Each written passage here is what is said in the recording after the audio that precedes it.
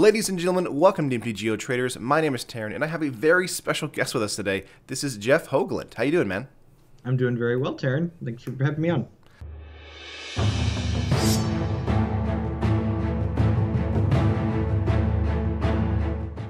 So I wanted to bring you on here today because you are definitely one of the best, I guess, Magic the Gathering Twitch streamers out there. And I want to just kind of ask you a quick couple of interview questions just to kind of introduce you to the channel, or our channel, and then just kind of, grill you on some fun Magic stuff. I thought that was okay. Yeah, sounds fun. So first question is, what got you into Magic the Gathering? So I started playing Magic when I was 11 or 12. One of my cousins had inherited a box of basically bulk from one of his neighbors when they moved away. Nice. And there was a rule book in with the bulk, so we kind of taught ourselves to play, and just kind of been playing ever since. Wow, now awesome.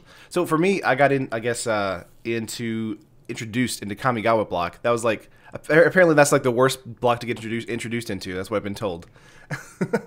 But that was my introduction. What was the, I guess, the blocker? Was it just bulk that you just didn't know, or? So when we started buying cards, it was like seventh edition, I believe, and Odyssey and Apocalypse. Like Apocalypse was closing out, and Odyssey was like just releasing. Nice. But it just played very casually for a long time, so like we didn't really like keep up competitively or anything like that. So you didn't have like a format or anything. You were just kind of playing with what you had. No, yeah, it was just we just played casual Magic for probably close to a decade. Oh wow, that's awesome. Yeah. So did you ever go to like any local game stores or anything like that, or was it just straight up just with your friends? No, yeah, just with our friends. We drafted in people's basements a lot. I think I probably didn't even get a DCI number until I'd been playing for a little over a decade. Wow, that's crazy. Did not even know that. That's awesome. I mean, it's like one of the best ways I would say to get into Magic, which is like away from all of the competition. yeah, right. I mean, it was just like like a board game or whatever. Like it's just a board game with lots of pieces that we could put together. Right, an infinite number of pieces basically that's always releasing every 3 months. Yep. Nice. What I guess the second question would be like, what is your favorite, I guess, card or archetype like when you kind of got into Magic? So I'm a sucker for flash decks. I love like drawing my card, playing my land, and then like saying go immediately, and just like having all of those sequencing choices that let me play on my opponent's turn or my own turn, depending on what's better for me. Right. Nice. For me, it's everyone kind of rolls their eyes whenever I say this in a local game store, but I'm like, I really like mill. That's like, it's not like a competitive thing or anything like that. It's just like, I just like having fun and being like, hey, can I just mill you if that's okay? Nice. So I guess from like Magic itself, you've kind of grown up on Twitch now. What got you started streaming on Twitch?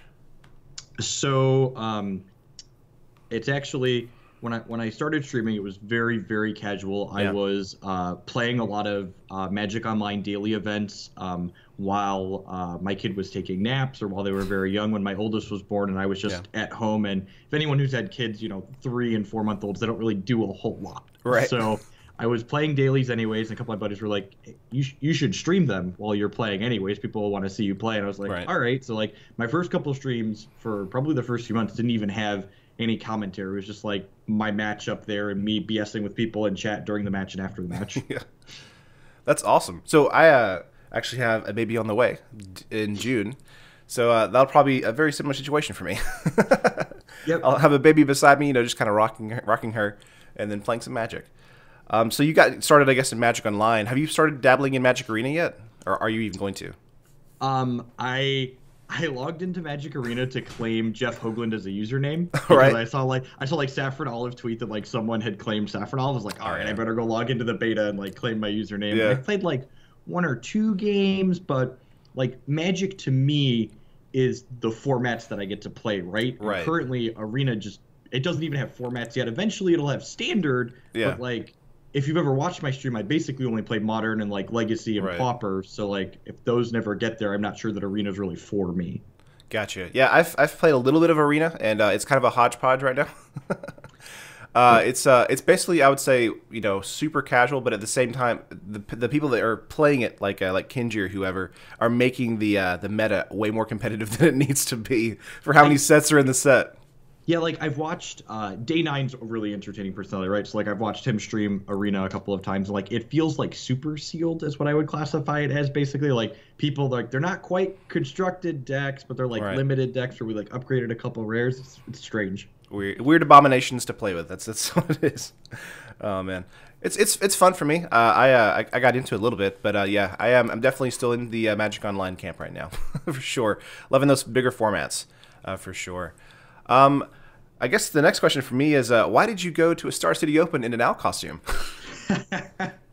So it's kind of a meme or a joke or whatever you want to call it on my channel that what will I do? Well, the limit is how much you're willing to pay me to do it. So someone was like, we were playing this Owling My Deck, so I was like, would you play this at an open? I was like, I'd do anything for enough money. They're like, all right, set a dollar amount. So like we set a donation goal, and they hit the donation goal. They're like, well, could we make you do more ridiculous things as an owl? What about going to the open in a costume? So I made like a large goal that I didn't think we were gonna hit.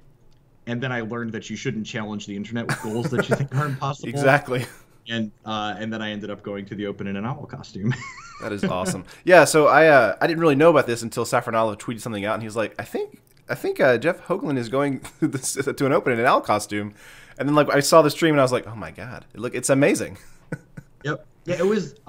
It's probably the most. I won one match at that tournament, and it's probably the most fun I've had at a tournament in a long time. Just like the number of people like smiling and laughing. I took so many pictures that weekend. It was great. That's awesome, man. Yeah, for me, going to a competition or like an event like that, like I'm always there to have fun first, and then like be competitive after if I can. Of course, if I bring like an Owling My Deck with a costume on.